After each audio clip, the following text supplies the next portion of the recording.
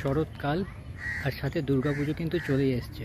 তো তাই জন্যে আমি কিন্তু এই মুহূর্তে চলে এসেছি রবীন্দ্র সরোবরে, অর্থাৎ হ্যাঁ তোমরা ঠিকই ধরছো, দুর্গা বাড়ি বা দুর্গা মিউজিয়ামে।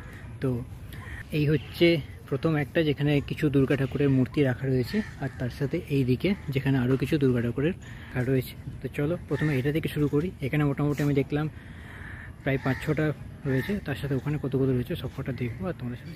মেনলি যে 3 নম্বর গেট আছে রবীন্দ্র সরোবরে, সেই 3 নম্বর গেট দিয়ে আসার পরে একদম সোজা, কোনো দিকে ব্যাকার দরকার নেই, সোজা রাস্তা ধরে এগোবে, তাহলে কিন্তু তোমরা পৌঁছে যাবে দুর্গা। ওয়েলকাম টু আর্ট গ্যালারিতে এলো, এটা হচ্ছে ওয়েলকাম গেট।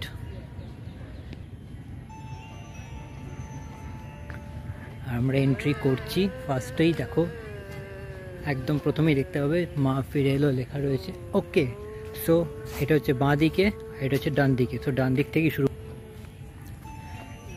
প্রথম তোমরা যে মূর্তিটা দেখতে পাবে মা দুর্গার, দেখো কি সুন্দরভাবে এইগুলোকে রেখে দেওয়া হয়েছে। বাহ, মানে যখন তখন দুর্গা ঠাকুর দেখতে পাবে এখন কলকাতাতে।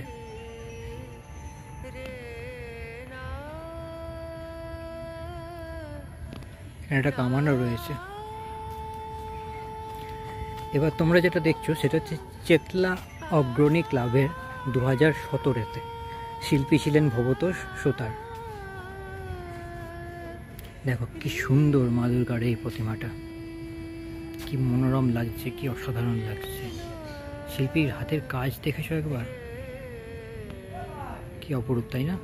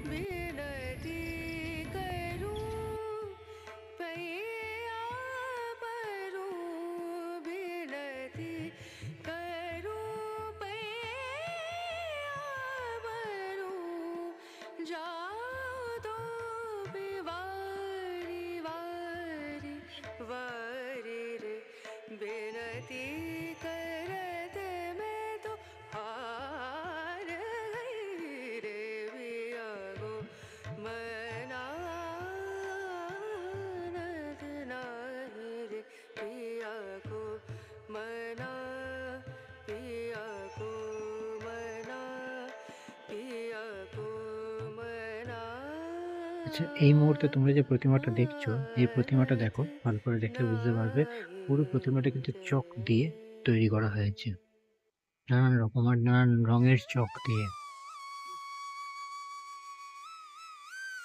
সন্তোষপুর লেক পল্লী 2020 প্রতিমা এটা। চেতলা অগ্রণীর আরেকটা প্রতিমা রয়েছে 2020 সালে।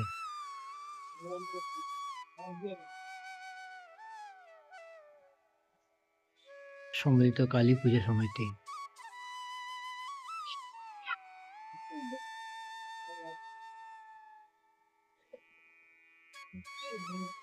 মহাপাড়া ওদাবাই সংঘ বরানগর 2021।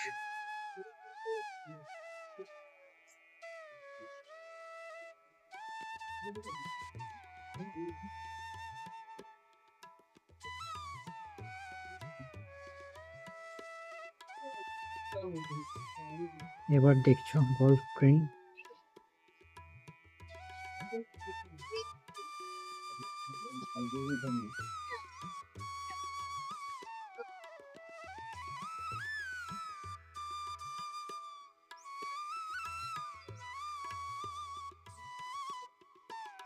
এখন তোমাদের সামনে রয়েছে চুয়াত্তরপল্লী খিদিরপুর 2020 প্রতিমা।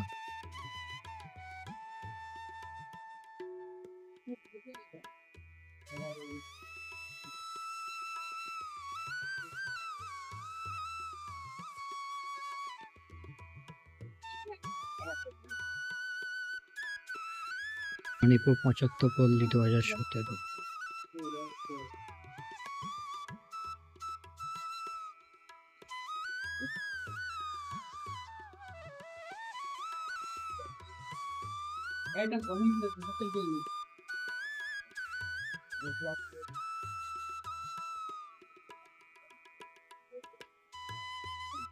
আলিপুর রক্তপল্লী ২০১৯।